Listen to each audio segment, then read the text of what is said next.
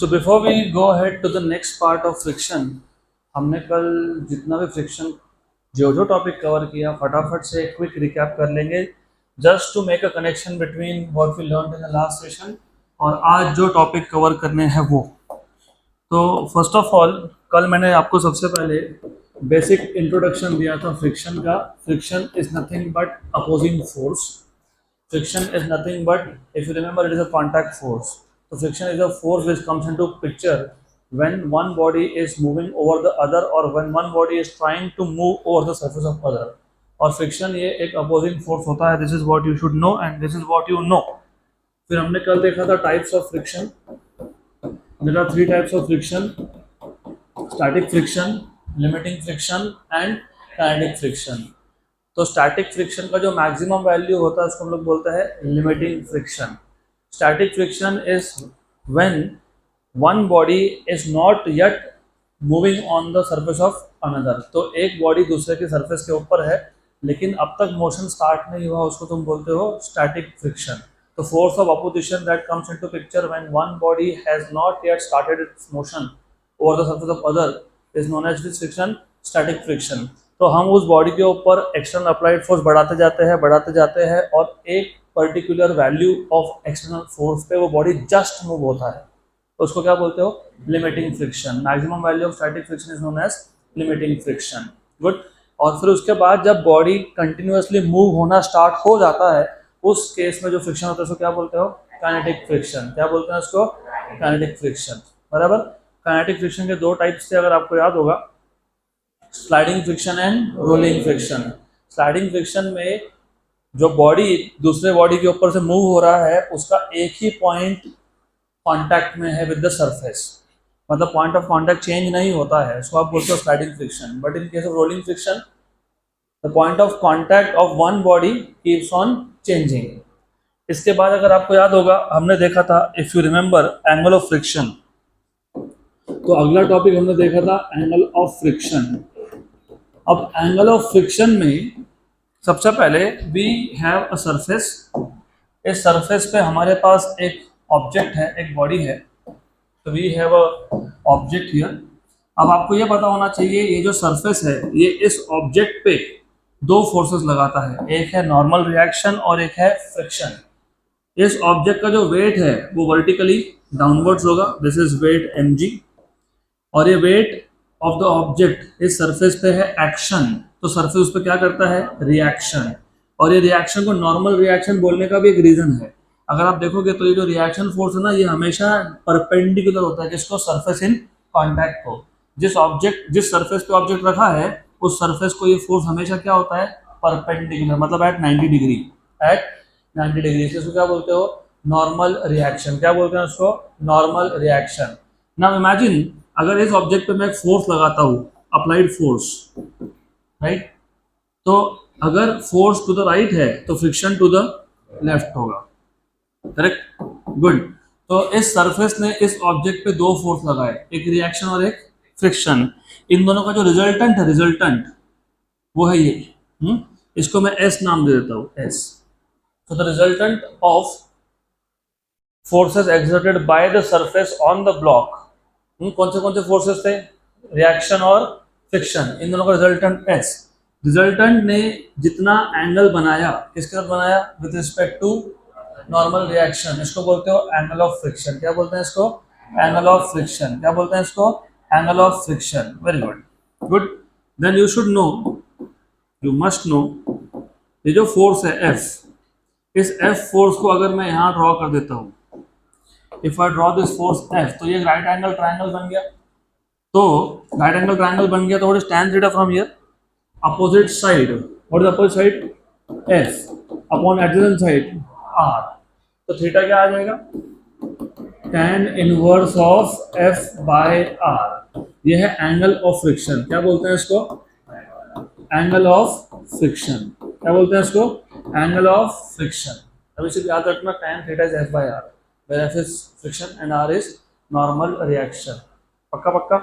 Good. और क्योंकि ये राइट एंगल ट्राइंगल बन गया तो S ये हाइपोटेन्यूज है, hypotenuse equals to under root of one side square plus other side square, तो R square plus F square.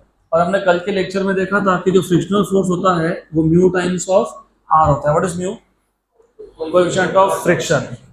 Coefficient of static friction भी हो सकता है, कोएफिशिएंट ऑफ काइनेटिक फ्रिक्शन भी हो सकता है, डिपेंड्स कि ऑब्जेक्ट मूव हो रहा है कि नहीं।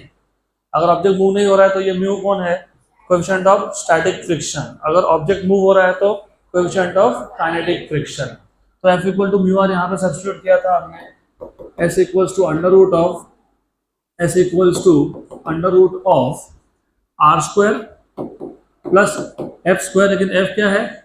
म्यू, तो म्यू स्क्वायर आर स्क्वायर। तो S equals to under root of R square आ गया कॉमन 1 प्लस म्यू स्क्वायर, और आर आ गया बाहर under root of 1 plus mu square. लेकिन ये डायग्राम से तुमको दिख रहा होगा नॉर्मल रिएक्शन ने किसको बैलेंस किया? mg को। तो r इक्वल टू क्या आएगा? mg। r इक्वल टू क्या आएगा? mg।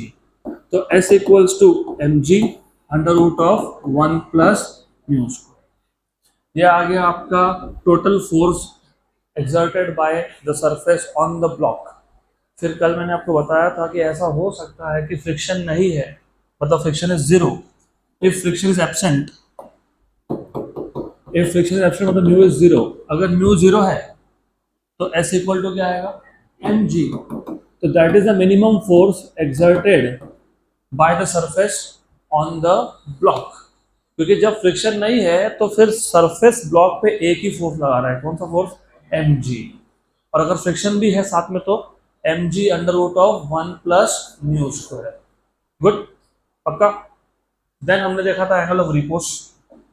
अभी ये सारे कॉन्सेप्ट अगर रिवाइज नहीं करवाऊंगा तो फिर आगे जाके कुछ समझेगा ही नहीं आपको, इसलिए it is important that you know angle of repose. याद है कि एंगल ऑफ रिपोज क्या था?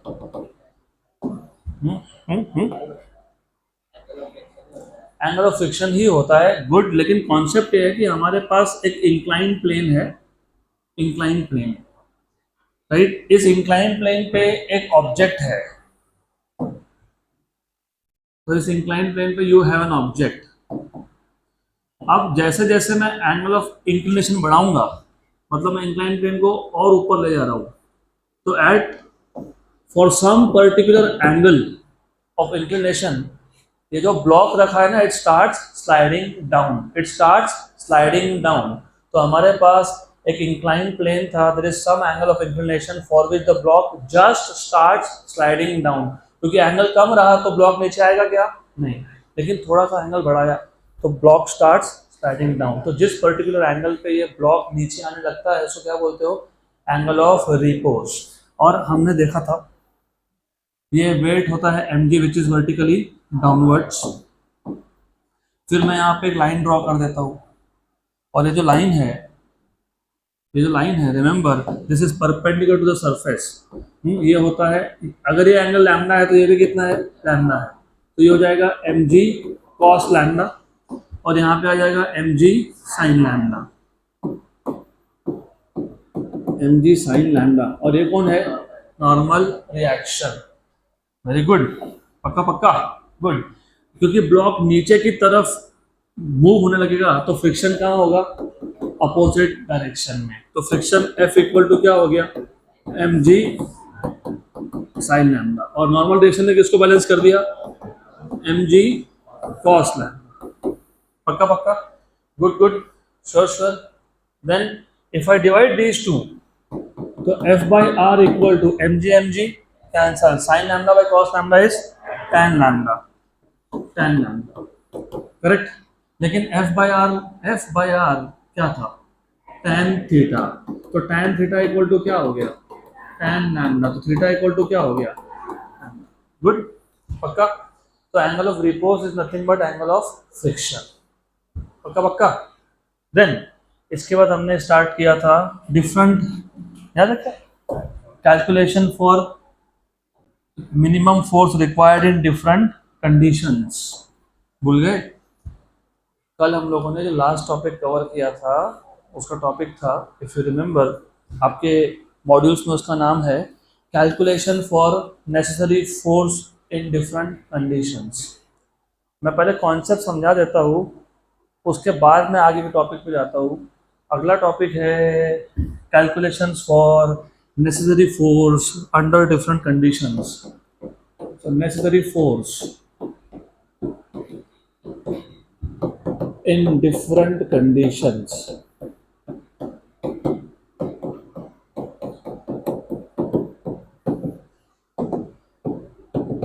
अभी यहाँ पे पहले तो अच्छे से समझ लो करना क्या है।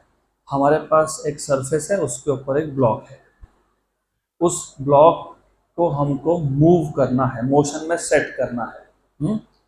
तो what is the minimum required force, ये फाइंड करना है आपको।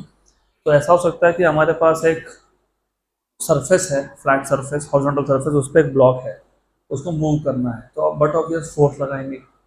अब फोर्स या तो पुल फोर्स हो सकता है या तो पुश फोर्स हो सकता है।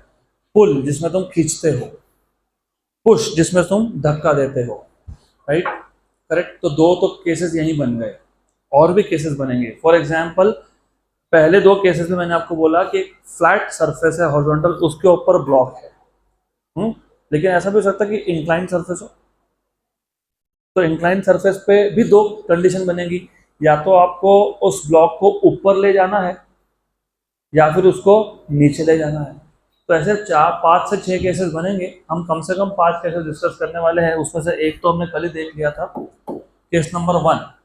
इफ यू रिमेंबर, पहला केस मैंने डिस्कस किया था, minimum pulling force P at an angle alpha from horizontal. Minimum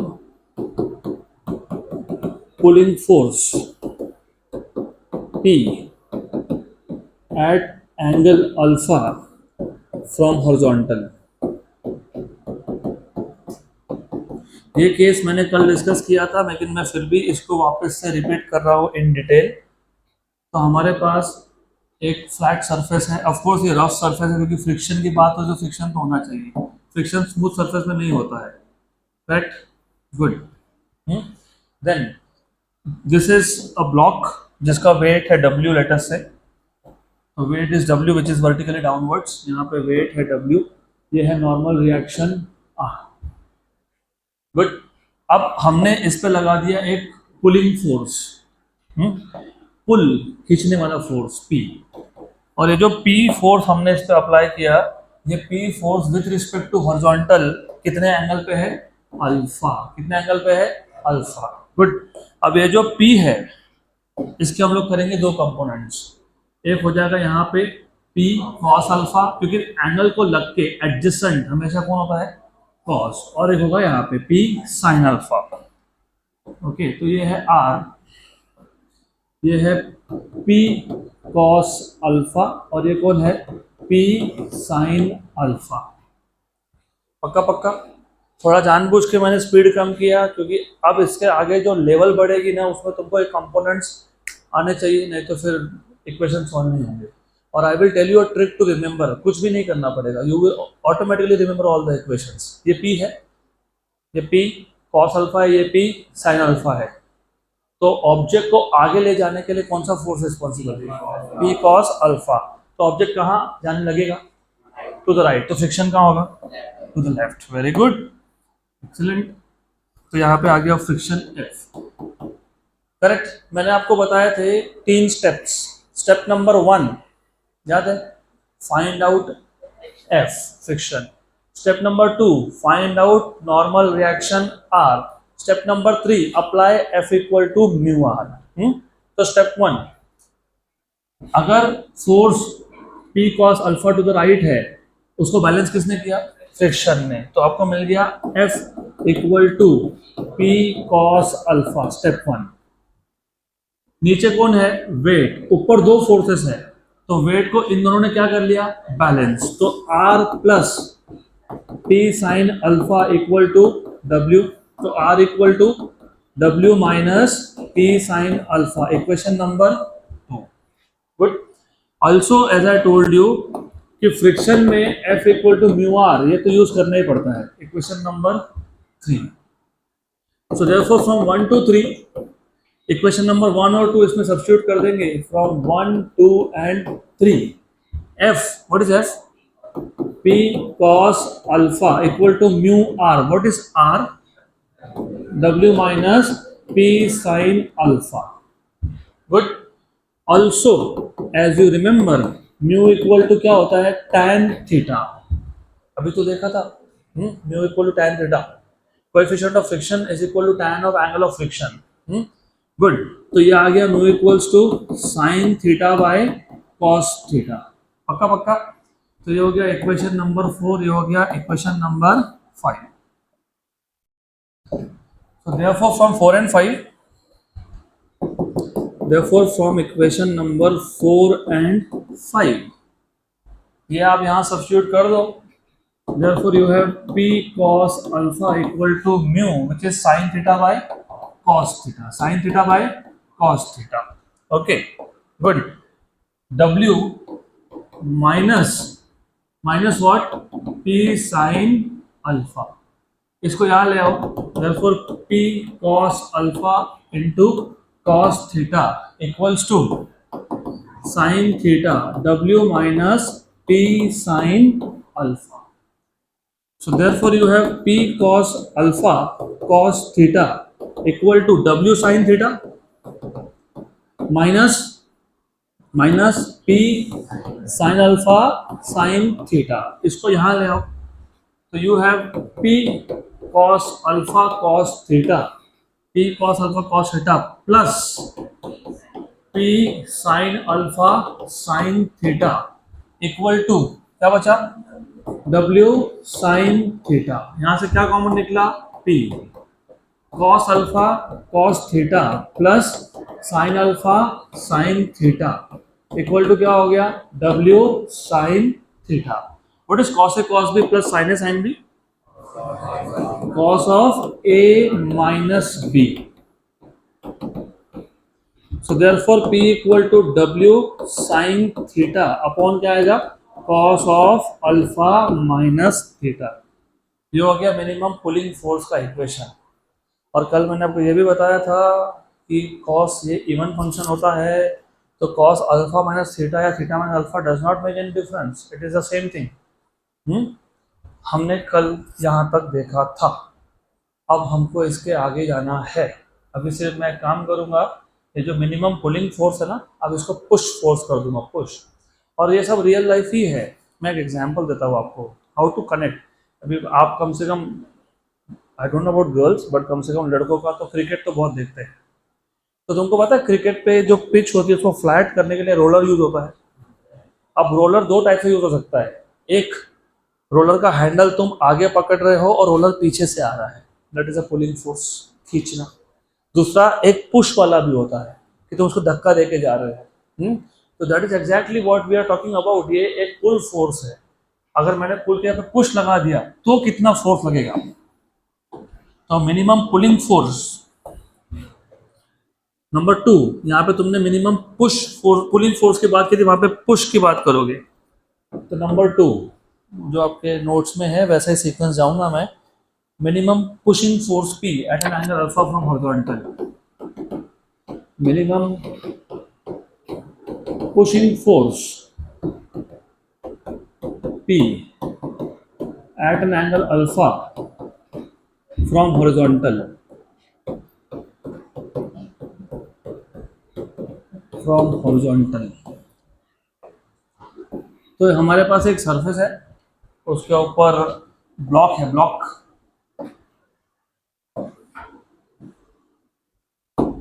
good. अब इस पे हम लोग कौन सा फोर्स लगा रहे हैं, पुश। ये एक हॉरिजॉन्टल लाइन है, सम लाइन, क्योंकि मुझे एंगल मेजर करना है। और by the way of course ये तो अभी एक्सपेक्टेड है ही आपसे। बताओ तो ये कौन है, mg मतलब weight. Who is this, normal reaction. Excellent. Now हमने एक फोर्स लगा दिया यहाँ पे, पुश। तो this is that force P, right, which is at angle alpha, at an angle alpha with respect to horizontal. अभी यहाँ पे बहुत लोग बहुत ज़्यादा गड़बड़ कर देते हैं कंपोनेंट्स करने में। कंपोनेंट्स करने में बिल्कुल भी गड़बड़ होनी नहीं चाहिए। ये जो फोर्स है P, ये कौन से क्वाड्रेंट में है, कौन से क्वाड्रेंट में है, सेकंड। लेकिन पॉइंट कहाँ कर रहा है, फोर्थ कहाँ। और तुमको अभी अच्छे से पता होना चाहिए, first quadrant positive positive, x positive y positive. Second quadrant negative positive, X is negative, Y is positive, third quadrant negative negative, fourth quadrant positive negative. तो जब सेकेंड क्वाड्रेंट में फोर्स हो लेकिन पॉइंट वो कहाँ कर रहा है, फोर्थ क्वाड्रेंट में, तो एक काम करो ना, इसको तुम थोड़ा सा यहां दिखा दो, ऐसा दिखा दो, just show it like this. तो इससे क्या हुआ, ये फोर्स कौन है, पी है, ये अल्फा, तो ये भी क्या हुआ, अल्फा, क्यों, वर्टिकली अपोजिट, तो ये कौन हो गया, पी कॉस, और ये कौन हो गया, पी साइन। पिछले केस में ना पी साइन ऊपर था, अगर ध्यान दिया होगा तो, यहाँ पे पी साइन नीचे है, पी कॉस। अब क्योंकि पी कॉस की वजह से ये ऑब्जेक्ट राइट में जाने लगेगा, तो फ्रिक्शन कहाँ आएगा, कहाँ आएगा, टू द लेफ्ट, कहाँ आएगा, टू द लेफ्ट, पक्का, गुड। तो अब वापस यहाँ से इक्वेशन बना लेना। पहला इक्वेशन क्या आएगा, F equal to P cos alpha. Normal reaction ने किसको किसको बैलेंस किया, किसको किसको बैलेंस किया, weight plus P sine alpha, equation number 2। और आपको पता है ना F इक्वल टू क्या होता है, म्यू आर, इक्वेशन नंबर 3। इसके बाद क्या करते हैं, 2 और 1 और 2 को कहाँ सब्स्टिट्यूट करते हो, 3 में। तो F क्या है, P cos alpha equal to mu, R क्या है, R W plus P sine alpha, सही हो गया। इसके बाद म्यू की जगह पे क्या लिखा था, tan थीटा, क्या किया था, tan theta, good. But as we know, what we know, what do you know, mu equals to tan theta which is sin theta by cos theta, sin theta by cos theta, substitute कर दो equation number 4 and 5, from 4 and 5। So therefore from equation number 4 and 5, so you have p cos alpha equals to sin theta by cos theta, w plus क्या लिखोगे, p sin alpha, तो ये हो जाएगा p cos alpha cos theta equal to w sin theta plus p sin alpha sin theta, good. अब ये सारी process सिर्फ इसके लिए, सो दैट एग्जाम में क्वेश्चन आए तो आप लोगों को स्टेप्स पता हो कि क्या क्या परफॉर्म करने हैं हमको स्टेप्स, इसलिए सारा प्रोसेस है, नहीं तो सॉल्व करने की जरूरत थी। मैं तुमको बताता हूँ आंसर क्या आएगा, इवन बिफोर आई सॉल्व। यहाँ पे क्या आया था, W sine theta cos of alpha, उधर प्लस आएगा, दैट इज ओनली चेंज। तो उसको याद कैसे रखते हुए बताता हूँ मैं आपको। तो this is P cos alpha cos theta minus P sine alpha sine theta equal to क्या हो गया, W sine theta, P common निकल गया। What is cos A cos B minus sine A sine B, और cos A plus B, तो cos A plus B, so therefore you have P cos of alpha plus theta equal to क्या आ गया, W sine theta, therefore P equal to W sine theta upon cos of alpha plus theta, good. तो अगर पुल ऐसा word use हो, पुल, तो equation में नीचे माइनस, और पुश यूज हो तो उसका भी रीजन है। It is not just, actually maths और फिजिक्स को आपको हैंड इन हैंड लेके चलना पड़ेगा। मैथ्स का इक्वेशन तुमको फिजिक्स का इनसाइट देते हैं, अब ऐसा क्यों है वो भी सोचो, और तुमको उसके लिए पहले ट्रिग्नोमेट्री पता होना चाहिए। साइन की वैल्यू एंगल बढ़ने के साथ बढ़ती है कि कम होती है, बढ़ती है। साइन 0 is 0, साइन 30 is 1/2, मतलब 0.5, sine 45 is 1/√2 which is 0.7071, sine of 60 is √3/2 which is 0.8660 and so on so forth। Cos का उल्टा होता है, cos 0 is 1 एंड जैसे जैसे एंगल बढ़ेगा वैल्यू कम होगी। तो जब पुश और पुल की बात हो रही है, तो पुल में नीचे क्या था, माइनस, इधर क्या था, प्लस, तो एंगल कौन सा बड़ा है, एंगल ये बड़ा है, क्या है ये, एंगल बड़ा है, तो वैल्यू कॉस की कम है, बराबर। तो ये छोटा हो गया, डिनोमिनेटर छोटा हो गया, तो न्यूमरेटर मतलब ओवरऑल नंबर बढ़ेगा, नंबर। तो मुझे ये बताओ, एक सेम ऑब्जेक्ट है, उसको मुझे मूव करना है, तो कम फोर्स रिक्वायर्ड कौन से केस में, पुश की पुल, तुमने बोला कि ये एंगल बढ़ गया तो कॉस की वैल्यू कम हो गई, डिनोमिनेटर छोटा हो गया, तो तुमने बोला कि नंबर बड़ा हो गया। नंबर बड़ा हो गया तो ज्यादा फोर्स लगेगा ना, पुश करने में ज्यादा फोर्स लगेगा, पुल करने में। दैट इज द रीजन कि मोस्ट ऑफ द टाइम तुम देखोगे कोई भी चीज को पुल ज्यादा किया जाता है rather than pushing it. Right? तो ये चीजें ना तुमको मैथ्स में से खुद को इमेजिन करना पड़ता है कि एक्चुअली क्या हो रहा है। ऐसे इक्वेशन बनाना से जेडब्ल्यू नीट नहीं क्लियर होता। It is not only about equation, it is about understanding कि तुमको ये इक्वेशन बता क्या रहा है। पक्का पक्का, गुड। अगला केस है minimum pulling force P to move a body up the incline plane. Minimum pulling force P,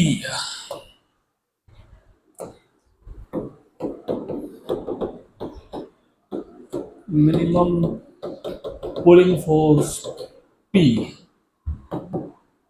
in moving a body up the inclined plane.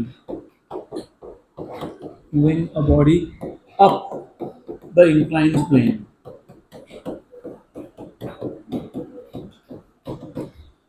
तो हमारे पास एक इंक्लाइन प्लेन है, सम इंक्लाइन प्लेन, और ये जो एंगल ऑफ इंक्लिनेशन है इसको मैं कुछ नाम दे देता हूँ थीटा।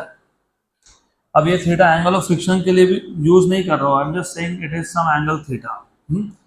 तुमको नाम चेंज करके इसको अल्फा बोलना है बोल दो, बीटा बोलना है बोल दो, जो बोलना है वो बोल दो, इट्स अप टू यू।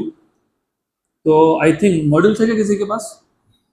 उसमें क्या लैम्डा लिखा है इसके ऊपर? मुझे सिर्फ एंगल बता दो, I don't want to see lambda. ठीक है, तो I will keep notation same with your modules.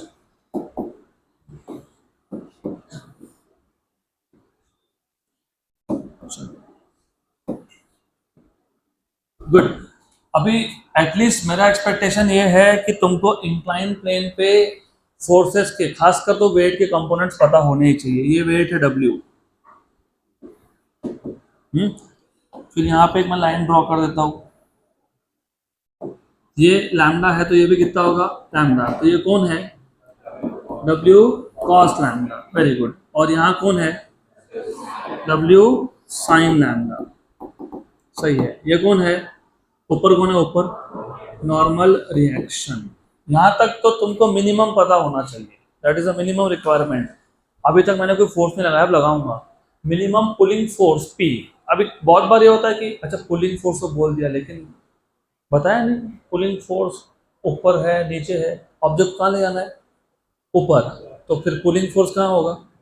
ऊपर ही होगा, नीचे तो हो नहीं सकता। अब तो एक काम करता हूँ, इस लाइन को एक्सटेंड कर लेता हूँ, दिस इज सम लाइन। फिर मैंने लगा दिया फोर्स यहाँ पे, गुड। तो ये आ गया आपका P फोर्स, और ये एंगल बन गया अल्फा। क्या बन गया? अल्फा। वापस एक बार चेक कर लो, I just want you to check कि नोटेशन सही रखा है कि नहीं। अल्फा है, गुड। P, देन ये जो P फोर्स है जो तुम ऑब्जेक्ट पे लगाने वाले हो, इसको ऊपर लेके जाने के लिए उसके दो कंपोनेंट होंगे। कौन से दो कंपोनेंट होंगे? P cos और P sin। P cos alpha, और ये कौन है? P sin अल्फा, सही है, गुड। अब ओवरऑल पहले तुम्हें कोई बताओ, तुमने जो यहाँ पे टाइटल लिखा in moving a body up, तो बॉडी को कहाँ लेके जाना है? कहाँ ले जाना है? ऊपर। ऊपर ले जाना है तो फ्रिक्शन कहाँ होगा? नीचे, मतलब यहाँ पे। तो ये हो गया फ्रिक्शन F, गुड। तो अब ओवरऑल अगर तुमको ये सब नहीं समझ में आ रहा, कोई बात नहीं, we will draw something called as free body diagram. याद है क्या what is free body diagram? Yes, बताओ what is free body diagram? What is a free body diagram? What is a free body diagram? This is a free body diagram जिसमें तुम object पे लगने वाले सिर्फ फोर्सेस दिखाते हो, बाकी सब तुम क्या कर देते हो? हटा देते हो। बराबर है, गुड। तो एक W था, उसके दो कंपोनेंट थे, W cos lambda and W sin lambda. तो इसका काम हो गया, इसको यहाँ से हटा दो, इसकी हमको जरूरत नहीं है, अब फॉरगेट अबाउट दिस। फिर एक P था, P के दो कंपोनेंट हो गए, P cos और P sin, इसको भी हटा दो, इसकी भी हमको जरूरत नहीं है क्योंकि इसके कंपोनेंट्स कर लिए ना, डन, गुड। पक्का पक्का। देन अब मुझे बताओ फिर वही दो चीजें, step number 1 f, step number 2 r, step number 3 f equal to mu r। तो तुमको दिख रहा है कि ये जो f plus w sine lambda है, इसको कौन बैलेंस कर दिया? p cos alpha.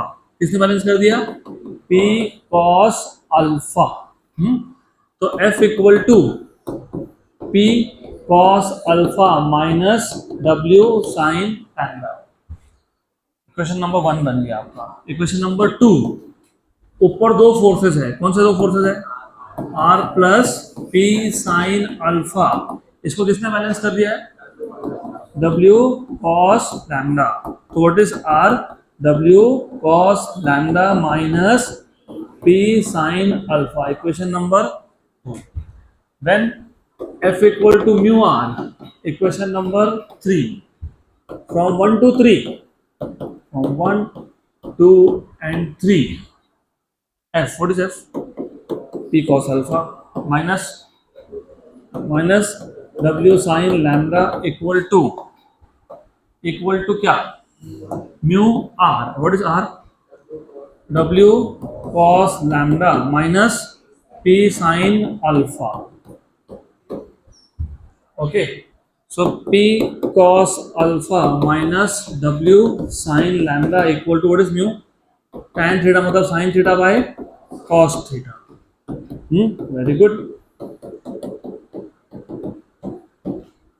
इस cos theta को यहाँ ले आओ तो क्या मिल गया? p cos alpha cos theta minus w sin lambda cos theta equal to w cos lambda sin theta minus p sin alpha sin theta। Good. अब ये जो जिसमें p है उनको एक साइड पे और जिसमें w है वो दूसरे साइड पे, तो you have p cos alpha cos theta plus minus कैसे है? Plus p sin alpha sin theta equal to w sin theta, w sin theta cos lambda, और ये वहां गया तो प्लस w, अरे साइन है cos b plus cos sine b के फॉर्म में लिख रहा हूं ना मैं, तो cos theta sine lambda, cos theta sine lambda.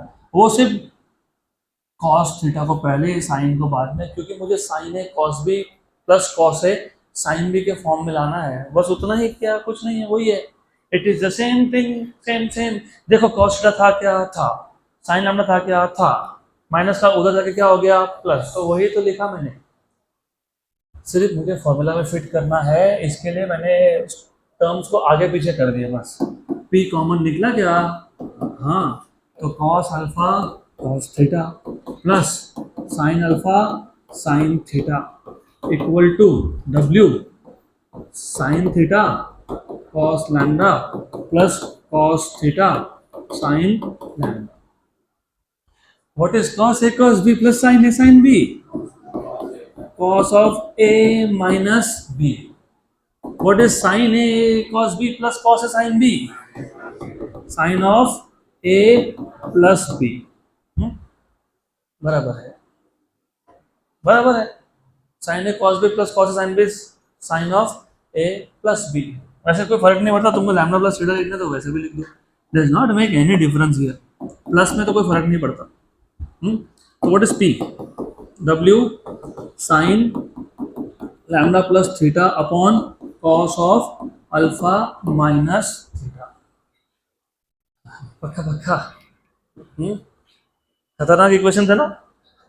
नहीं, कुछ है ही नहीं, कुछ नहीं है, एक सिंगल फॉर्मूला है। चलो ध्यान दो, अब पिक्चर यहां से आगे स्टार्ट होता है। Again I am telling you, observations आपके अच्छे हो ना तो बहुत डिफिकल्ट चीज भी बहुत सिंपल हो जाती है, if you are good at observing things. Now you know what you should observe, कि जब जब ये पुल वर्ड आ रहा है ना, तब तब नीचे cos of alpha minus theta आ रहा है, जहां पे alpha is the angle made by the force with respect to a line. और जानबूझ के हॉरिजॉन्टल नहीं बोला मैंने, क्योंकि यहाँ पे ये लाइन हॉरिजॉन्टल था ही नहीं। तो ये P ने एंगल बनाया alpha with respect to this line. तो जब जब पुल हो, नीचे क्या आएगा? नीचे क्या आएगा? Cos of alpha minus theta. ऊपर क्या पता है?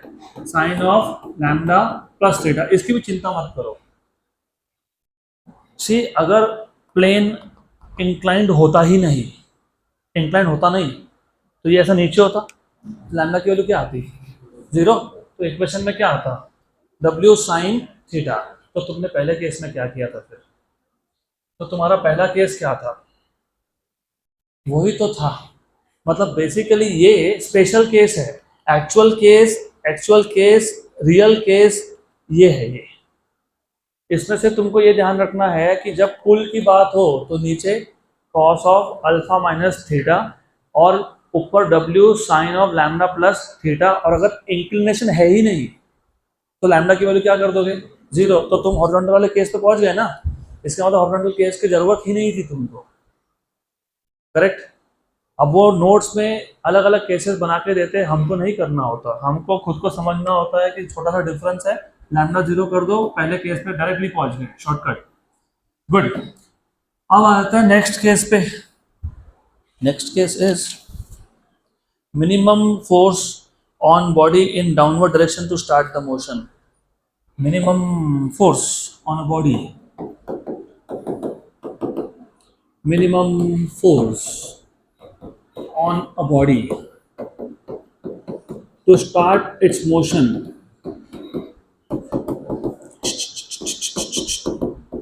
in downward direction.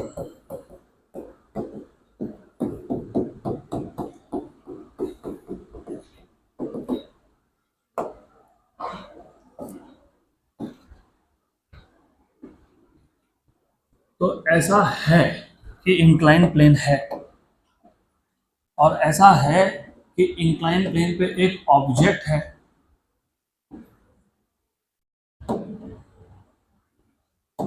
गुड। और ऐसा है कि ये एंगल को लैम्डा बोल देते हैं, और फिर ऐसा है कि ये वेट है W। फिर एक लाइन है यहाँ पे जो तुमने ड्रॉ कर दी, और ये एंगल है लैम्डा, और ये आ गया आपका W कॉस लैम्डा। करेक्ट। और यहाँ पे आ जाएगा क्या? W sine lambda. और यहाँ कौन है? Normal reaction. As I told you, ये तो तुमको अभी पता होना ही चाहिए। जैसे इंक्लाइन प्लेन की बात हुई ना, ये 4 चीज़ें तुमको पता होनी चाहिए। 3-4 things whatever they are, right. अब read the title again. Minimum force on a body to start its motion in downward direction. इसका मतलब क्या होता है? इसका मतलब होता है कि अब तक एंगल ऑफ रिपोज हुआ नहीं, क्योंकि एंगल ऑफ रिपोज होता तो ऑब्जेक्ट खुद ही नीचे आने लगता ना। तो नहीं है, एंगल ऑफ रिपोज से कम एंगल है। क्योंकि एंगल ऑफ रिपोज में तुमने क्या बोला था? It is a minimum angle of inclination for which the body kept on the incline plane starts sliding down. बराबर। अगर अपने आप ही बॉडी स्लाइड डाउन होता तो फिर फोर्स लगाने की जरूरत क्या पड़ती तुमको? तो अपने आप हो रहा है क्या? नहीं। तो क्या लगाना पड़ेगा? फोर्स। और बॉडी को कहाँ ले आना है? नीचे। तो मैं इधर लगा देता हूँ फोर्स। अब ये भी कंफ्यूजन, ऐसा किया, ऐसा क्यों नहीं किया? अरे वैसा करोगे तो बॉडी ऊपर जाएगा, नीचे थोड़ी आएगा। तुमको कहाँ लाना है बॉडी को? नीचे। तो नीचे लाना है तो नीचे की तरफ ऐसा पुल लगाना पड़ेगा तुमको इधर। उल्टा डायरेक्शन दे दे और पुश हो गया। अब पुश है तो वो ऊपर जाएगा, नीचे तो नहीं आने वाला वो। पक्का? गुड। ये एंगल क्या है? अल्फा। ये अल्फा है, तो ये कौन है? P cos alpha. ये कौन है? P sine alpha. Very good. This is P cos alpha, this is P sine alpha. Object नीचे आने लगा तो फ्रिक्शन कहाँ होगा? ऊपर, F। गुड। तो ये हो गया डायग्राम कंप्लीट। अब बताओ इक्वेशंस। पहले F बताओ मेरे को। It is your turn to tell me what is F। हाँ ठीक है, P cos alpha plus W sine lambda. ठीक है, equation number 1। Then tell me what is reaction in this case.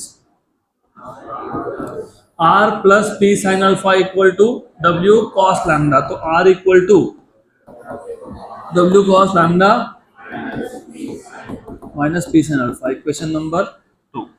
मैं सिर्फ ऐसा करता हूं, बस ऐसे ही। स्टेप नंबर 3 क्या था? F equals to mu R, F equals to mu R, तो एफ एफ आपके पास है डब्ल्यू साइन लैम्डा प्लस क्या P cos alpha equal to mu times of normal reaction. What is normal reaction? W cos lambda minus P sine alpha. इसके बाद mu की जगह पे क्या लिखते हो? tan, मतलब क्या? Sine by cos.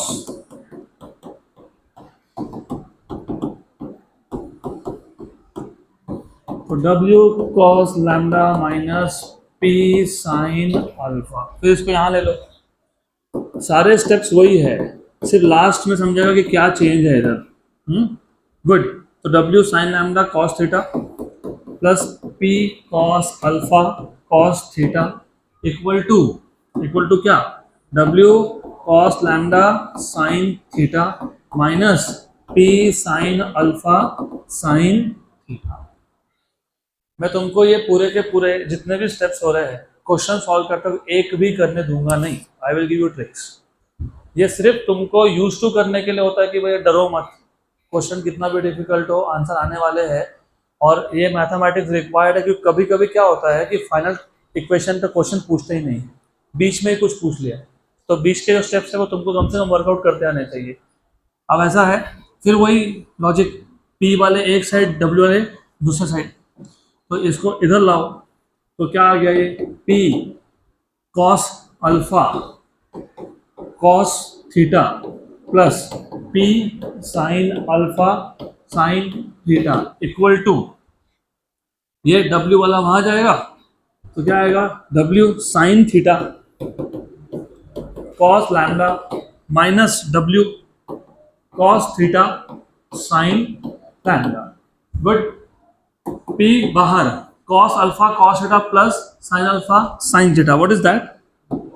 Sign of, sorry cos of, अरे cos है cos b plus sin sin b, cos of alpha minus theta. W common, sin है cos b माइनस cos है sin b, sine of theta minus lambda. तो P equal to W sine theta minus lambda upon cos of alpha minus theta, बराबर? पक्का? Good. आ गया equation. अब हर बार देखो, जब मैं एक इक्वेशन डिराइव करता हूँ ना तो अगले टॉपिक में बताता हूँ कि पहले का क्या कनेक्शन है। तो अभी हम लोग चौथे इक्वेशन पहुंच गए, 4 हो गए। अभी 4 की जगह पे एक ही याद रखना पड़ेगा तुमको, 4 नहीं 1। तुम अगर नोटिस कर रहे हो ये तो आ ही रहा है, एंड अगर पुल है, क्योंकि ये भी तो पुल ही था, ये भी तो पुल किया ना तुमने, पूछना आ गया क्या किया? पुल। तो अगर पुल है तो इधर तो ये आने ही वाला है। अब बात बची सिर्फ यहाँ पे, ठीक है? गुड। अगर अप द इंक्लाइन प्लेन हो तो प्लस, अगर डाउन हो तो माइनस, करेक्ट? और लॉजिकली वापस से मैथ्स को कनेक्ट करेंगे यहाँ पे। ये प्लस माइनस का लॉजिक क्या है वो भी समझ लो। मैंने अभी बताया था कि जैसे जैसे एंगल की वैल्यू बढ़ती है साइन की वैल्यू बढ़ती है ना। तो जब तुम ऑब्जेक्ट को ऊपर ले जाना चाहते हो, ऊपर, तो ग्रेविटी के अगेंस्ट ले जा रहे हो, तो फोर्स ज़्यादा लगेगा कि कम लगेगा? ज़्यादा लगेगा, तो ऊपर प्लस आएगा ना, क्योंकि ये एंगल बढ़ेगा तो P बढ़ेगा। और जब नीचे जाना है तो ग्रेविटी हेल्प करता है, क्या करता है? हेल्प। तो फिर फोर्स कम लगेगा नीचे जाने में, हाँ, तो फिर क्या आएगा? माइनस। तो मैं इसको कंबाइन करके ऐसा लिख देता हूँ, 4 की जगह पे एक equation, W sine theta plus minus lambda cos of alpha minus theta, बराबर? करेक्ट। जब जब जब जब अगर ऐसा है कि सरफेस जो है वो हॉरिजॉन्टल है तो लैम्डा की वैल्यू 0, तो पुलिंग फोर्स आएगा W sine theta upon cos of alpha minus theta, बराबर? अगर अप जाना है तो प्लस, डाउन आना है तो माइनस। पक्का पक्का। तो ये हो गए आपके 4 नहीं, ये 1 है, ये 4 टॉपिक है ही नहीं, वो 1 टॉपिक है। तो ये जनरल फॉर्मूला आ गया आपका, अभी आप याद रखोगे खुद से।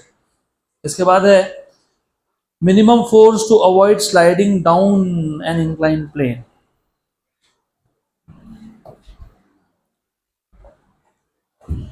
minimum force to avoid sliding down an inclined plane. Minimum force to avoid sliding down an inclined plane.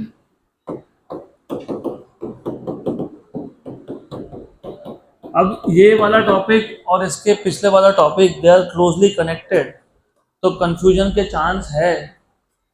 To avoid any kind of confusion ध्यान होना चाहिए, क्योंकि अगर ध्यान नहीं है तो फिर वापस से प्रॉब्लम। तो इतनी बार ये डायग्राम ड्रॉ करनी पड़ती है कि you start remembering all the components even in your sleep.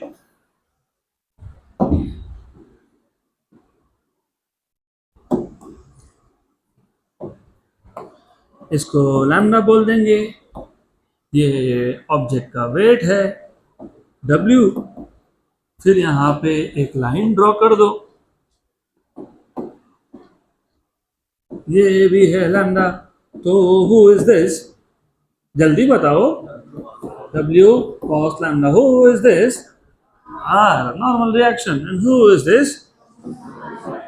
W sin lambda। सिर्फ आपने क्वेश्चन या टाइटल अच्छे से पढ़ा तो सब प्रॉब्लम अपने आप सॉल्व होती है। Minimum force to avoid sliding down an incline plane, और पिछला topic minimum force on a body to start its motion. मतलब यहाँ पे जो एंगल था वो एंगल ऑफ रिपोज से कम था, तो बॉडी अपने आप नीचे आ ही नहीं रहा था, हमको लाना था, तो हमने फोर्स लगाया। लेकिन इस टाइटल के हिसाब से ये बॉडी अपने आप ही नीचे आने लग गया, हमको आने देना नहीं है। Correct, good. तो रिमेंबर, ये W साइन लैम्डा है तो बॉडी नीचे आएगा, हाँ, तो फ्रिक्शन कहाँ आएगा, ऊपर। ठीक, बॉडी नीचे आ रहा है, नीचे आ रहा है, तो हम ऊपर से जाके नीचे फोर्स लगाएंगे रोकने के लिए, कि नीचे से ऊपर लगाएंगे। बॉडी नीचे आ रहा है, उसको आने नहीं देना है, तो नीचे से ऐसे ऊपर फोर्स लगाओ कि ऊपर से जाके नीचे फोर्स लगाओ, नीचे से ऊपर है। तो ये आ गया P का डायरेक्शन, जो फोर्स तुम लगा रहे हो वो।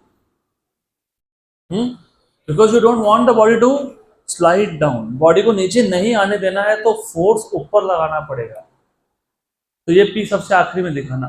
ये W साइन लैम्डा की वजह से बॉडी नीचे आने लगा ही था, क्योंकि बॉडी नीचे आने लगा था तो फ्रिक्शन कहाँ था, ऊपर। और हमको बॉडी को नीचे आने देना है क्या, नहीं, तो हम फोर्स ऊपर लगाएंगे ना, रोकेंगे ना उसको, कि उसको और ऊपर से आके नीचे धक्का दोगे।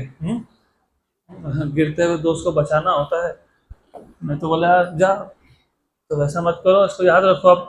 अब अगेन बाकी सारा प्रोसेस वही है।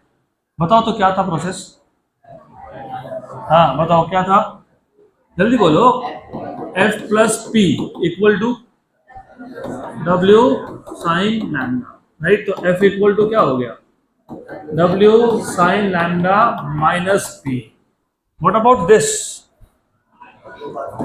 R equals to W cos lambda, equation number. Correct. अब कुछ बोलेंगे कि हमने ऐसा ही क्यों लिया, ऐसा क्यों नहीं लिया, क्योंकि टाइटल में बोला नहीं ना कि कुछ एंगल पे है कि नहीं, तो ले लिया ऐसा। But then next step, F equal to mu R, equation number 3, बराबर। तो फ्रॉम 1 to 3 देखिए अभी इक्वेशन बनता है कि नहीं बनता है, बन तो जाना चाहिए वैसे। F is W sine lambda minus P equal to mu R. Mu R, what is R, W cos lambda. तो उसको इधर, इसको इधर, पक्का पक्का।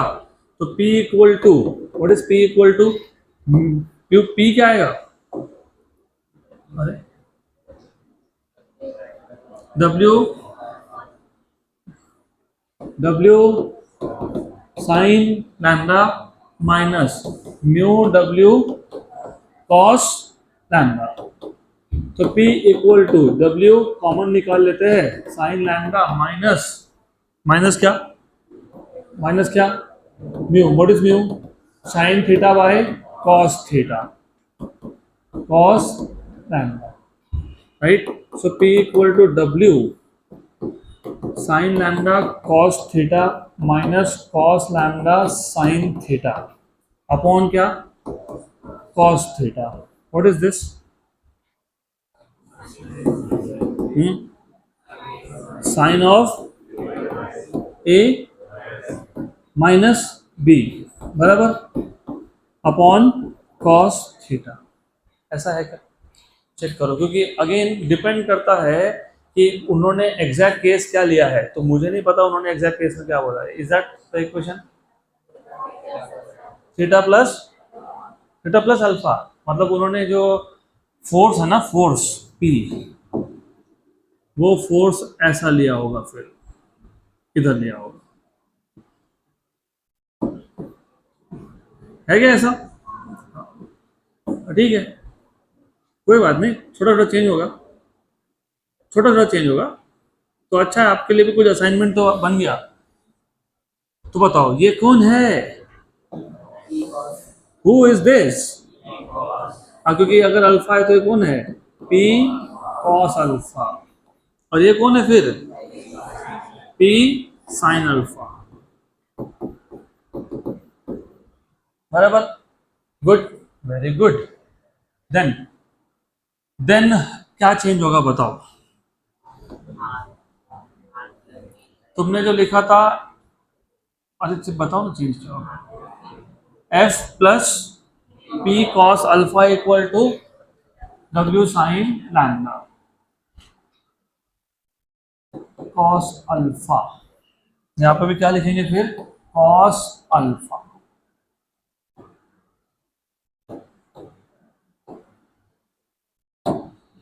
What about R? R plus P sin alpha equal to W cos lambda. What is R then? W cos lambda minus P sin alpha minus P sin alpha। ठीक, यहाँ तक तो ठीक। अभी बस थोड़ा सा step, F equal to mu R, but F is W sin lambda minus P cos alpha equal to, जल्दी बताओ, mu into R. What is R, W cos lambda minus P sin alpha. What is mu, sine theta by cos theta. ठीक है, थोड़े थोड़े steps change होंगे। तो you have W sin lambda minus P cos alpha equal to mu, what is mu, sine theta bye cos theta. ये क्या आ गया, W cos lambda minus P sine alpha. आज का लेक्चर हमारा फिजिक्स ही है, तुम कभी कभी डेजावू हो जाएगा, तुमको लगेगा अरे तो maths you are into physics. कौन सी क्लास चालू है हमारी, फिजिक्स, वेरी गुड, ओके, बराबर। क्या ये क्या आएगा, W cos lambda sine theta minus P sine alpha sine theta. बताओ इसके बाद बताओ, W वाले एक साइड और P वाले दूसरे साइड, तो W शादी के जैसा सिचुएशन हो गया, लड़की वाले एक साइड, लड़के वाले दूसरे side. So anyways, I know my jokes are very poor, so I am also thankful to all of you to take my poor jokes and still bear with it. So anyways, अब क्या करेंगे बताओ, W common निकाल लेंगे, sine A cos B minus cos A sine, मैं direct लिखता हूँ अब, W sine of lambda minus theta बराबर, सही है, इक्वल टू P कॉमन निकाल लिया, cos alpha theta, cos alpha cos theta minus, मतलब cos of alpha plus theta, तो what will be P, what will be P? W sin of lambda minus theta upon cos of alpha plus theta. सही है। अभी देखो ये आ रहा है क्या फाइनली? चेक करो चेक करो, मॉड्यूल्स है ना आपके पास, चेक करो, है ना ये क्वेश्चन? पक्का है?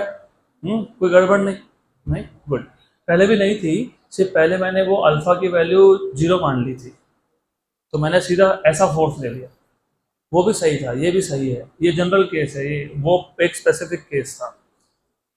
तो अब हमारा अगला टॉपिक है acceleration of a block against friction.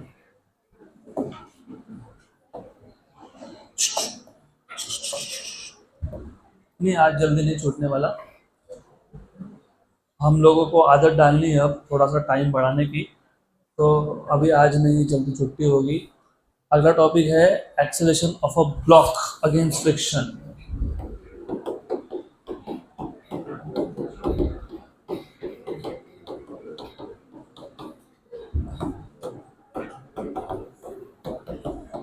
तो आई एम वेल अवेयर कि टोटल 6 केसेस थे, मैंने पार्ट डिस्कस किए, I am aware of it.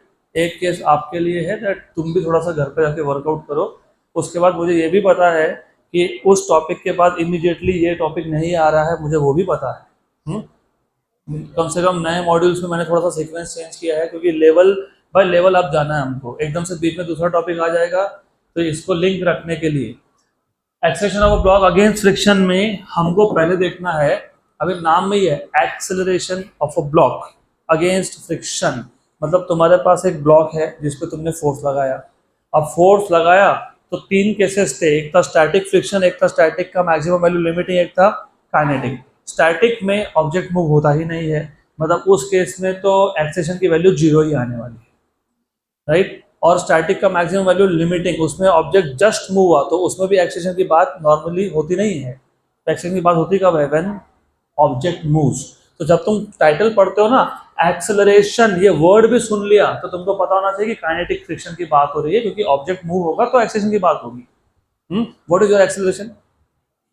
0, because all of you are at rest, correct. अगर तुम चलने लगे भी with constant velocity, what is acceleration? Still 0। तो जब यहाँ पे क्लियरली बोला है एक्सेलरेशन, इसका मतलब ऑब्जेक्ट इज मूविंग, मतलब तुम काइनेटिक फ्रिक्शन की बात कर रहे हो अब। और उसमें फिर अलग अलग केस है, ब्लॉक हॉरिजॉन्टल सरफेस पे है या फिर इंक्लाइन प्लेन पे है। तो पहला case on a horizontal surface, on a rough horizontal surface.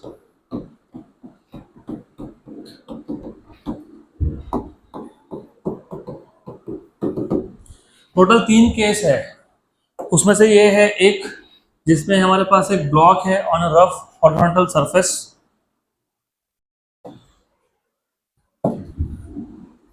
तो अगेन इट इज अज्यूम्ड कि तुमको ये दोनों पता है, पता है, पता है कौन है ये कौन है? M G. ठीक है, एम जी मतलब वेट है बेसिकली, ठीक है, एम जी। ये कौन है? हाँ, पक्का पक्का, गुड गुड। अगर ऑब्जेक्ट यहां जा रहा है तो फ्रिक्शन यहां है, तो ये कौन है? फ्रिक्शन। यहां ऑब्जेक्ट जा रहा है, some force, some force P, और acceleration is in this direction A, right. तो मुझे बताओ how will you find out acceleration?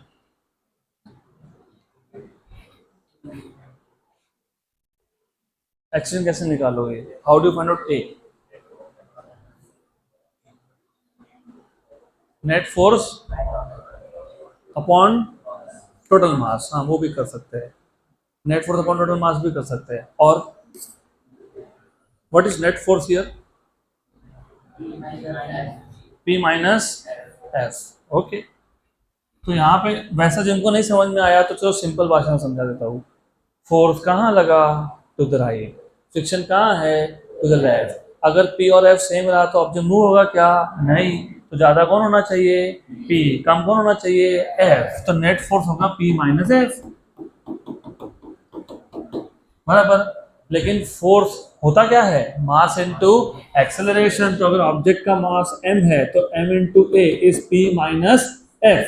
लेकिन F फोर्स ऑफ फ्रिक्शन क्या होता है?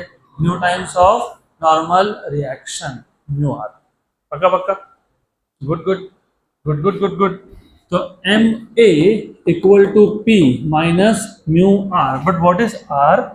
एम जी, तो म्यू एम जी बराबर। तो तुमको कौन चाहिए था? A. What is A?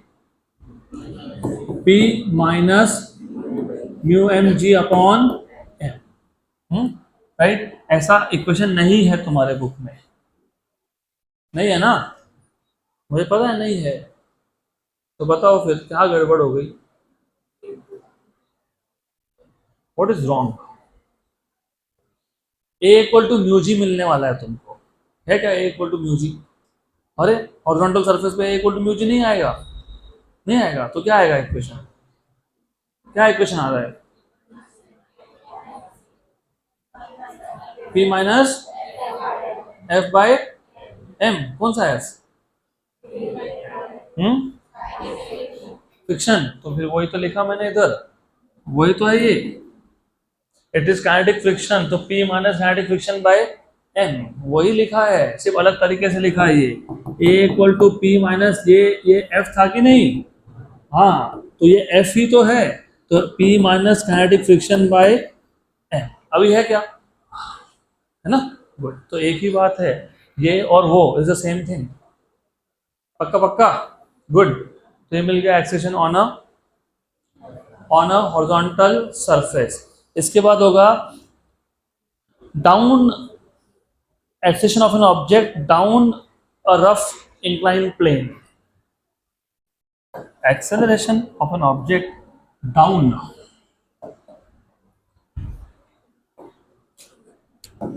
acceleration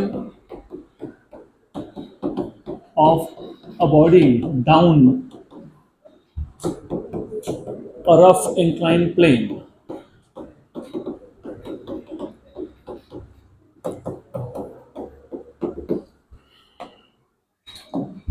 चलो सबका ध्यान है, सब वापस से खुद को चार्ज कर लो और लेट अस फोकस। ज़्यादा टाइम नहीं है, अब थोड़ा सा ही टाइम है क्लास में, तो please pay attention, it is important.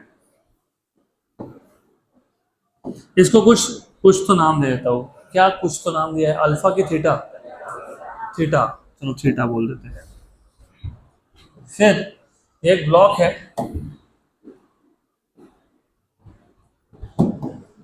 ना, ब्लॉक। गुड, टाइटल पढ़ो, टाइटल क्या है?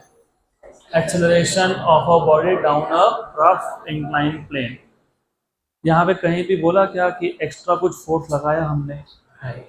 मतलब ये जो बॉडी है ना वो नीचे आ रहा है because of component of weight. ये वेट कौन है? M G. यहाँ पे कौन था?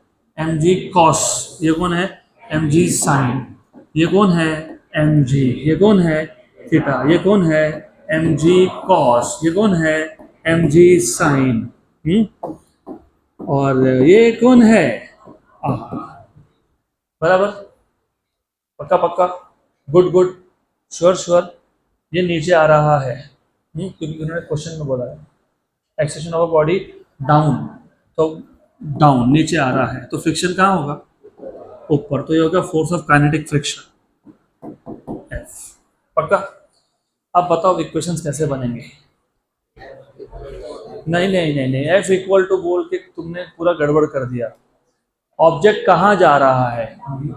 डाउन द इंक्लाइन, तो ये एम जी साइन थीटा ये फ्रिक्शन से ज़्यादा है, तो M G sine theta minus friction equal to net force, क्योंकि वो नीचे जा रहा है ना। अगर ऊपर जा रहा था तो फिर उल्टा लिखते, तो नीचे वाला फोर्स ज़्यादा है, तो नेट फोर्स क्या होगा? M G sine theta minus force of kinetic friction, बराबर, गुड। उसके बाद लेकिन फोर्स क्या होता है? मास इनटू एक्सेलरेशन, गुड, पक्का पक्का, श्योर श्योर। लेकिन एफ के क्या होता है? Mu into R. क्या होता है? Mu into R, mu into R. लेकिन आर कौन है? एम जी कॉस थीटा, तो M A equals to M G sine theta minus mu M G cos theta. कौन कौन कॉमन निकला? M G. तो M A equal to M G sine theta minus mu cos theta. M और M क्या हो गया? Cancer. तो ए पता है क्या मिल गया? G sine theta minus mu cos theta. बराबर, गुड। तो डाउन द इंक्लाइन प्लेन हो तो जी साइन थीटा डाउन में बीच में क्या लगता है? Minus mu cos theta. ऊपर का पता है क्या होगा? बीच में आएगा plus. That is the only difference, बाकी कोई डिफरेंस ही नहीं। पक्का? मैं वो भी डिराइव करके देता हूँ, लेकिन ये भी याद रखने के ट्रिक्स होते हैं। तो मैं आपको एक ट्रिक दूंगा, दोनों तीनों फॉर्मूला याद हो जाएगी। तो अगला टॉपिक हमारा है acceleration of a body up a rough inclined plane. Acceleration of a body up a rough inclined plane.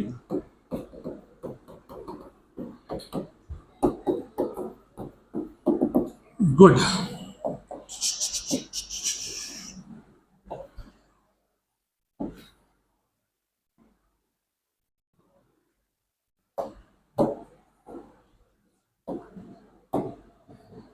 तो ऐसा है,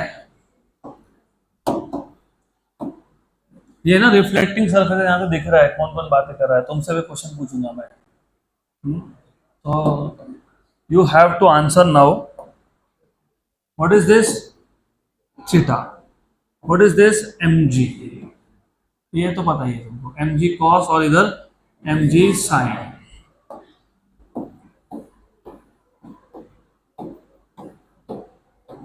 M G cos, M G sin, normal reaction R. बराबर। ऑब्जेक्ट कहाँ भेज रहे हो? ऊपर। तो फ्रिक्शन कहाँ है? नीचे। Very good. कौन सा फ्रिक्शन है? काइनेटिक फ्रिक्शन है। और ऑब्जेक्ट ऊपर जा रहा है विद एक्सेशन ए। तो यहाँ पे इक्वेशन कैसे बनेंगे? F net equals to F K plus M G sine theta. लेकिन what is F net? M A. This is mu K R, mu K को म्यू लिख देता हूं मैं, mu R plus M G sine theta. What is R? M G cos. तो M A equal to mu M G cos plus M G sine. M G cancel नहीं, common. हाँ, तो ये आ जाएगा जी एम जी बार sine theta plus mu cos theta. M और M cancel, तो A equal to G sine theta plus mu cos theta. अब ये सारे इक्वेशन मैंने इसलिए करवा के दिए क्योंकि जब अब अगले टॉपिक पे जाएंगे तब तुमको समझेगा कि जब तुम वर्क डन कैलकुलेट करते हो, क्योंकि अल्टीमेटली तो ऑब्जेक्ट डिस्प्लेस हो रहा है।